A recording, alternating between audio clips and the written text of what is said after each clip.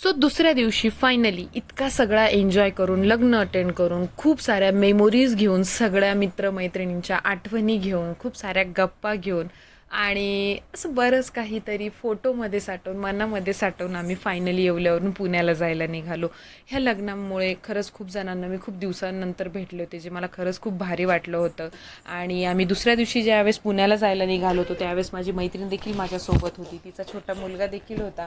आणि त्याच्यासोबत एन्जॉय करताना, मजा करताना माझ्या लेकीला काही वेगळीच मजा येत होती. त्यांच्यासाठी घेतलेला खाऊ, हा लहानपणीचा खाऊ, ABCD पोंगे वगैरे, हे सगळं खूप भारी वाटतं अजूनही खायला. एक वेगळीच मजा असते त्या सगळ्या गोष्टींमध्ये. तर असं निसर्गाचा छान वातावरणाचा आनंद घेत आम्ही चाललेलो होतो.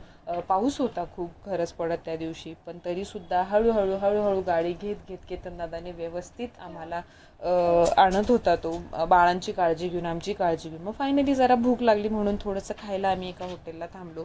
तिथे पोटभर आनंद घेऊन, आनंदाने नाश्ता करून आम्ही सगळ्यांनी आमचं पोट प्लस मन भरून घेतलं आणि मग नंतर पुन्हा आम्ही पुढच्या प्रवासाला निघालो. तोपर्यंत ह्या दोघांची इतकी लाडप्यार, इतकी मजा मस्ती चालू होती की बघताना फार आनंद होत होता. आम्ही आमचं बालपण एकत्र घातलेलं होतं, आम्ही अशा मजा मस्ती केलेल्या होत्या. आता आमची पोरं आमच्या दोघींसमोर ह्या सगळ्या गोष्टी करतात, हे बघताना खरंच खूप भारी वाटत होतं. आणि मग नंतर आम्ही जवळपास पोहोचलो. हळूहळू जसं जसं पुण्यात पोहोचत होतो तसं तसं ट्रॅफिक दिसत होती, तसे तसे रस्ते, जरा ट्रॅफिक सिग्नल स्लो वाटत होतं. पण तरीसुद्धा थोडं रमत गमत, छान छान गप्पा टप्पा करत, ॲक्च्युली आम्ही घरीच येणार होतो माझ्या मैत्रिणीला घेऊन, पण नंतर प्लॅन थोडा चेंज झाला, दुसऱ्या रूटने यायचा.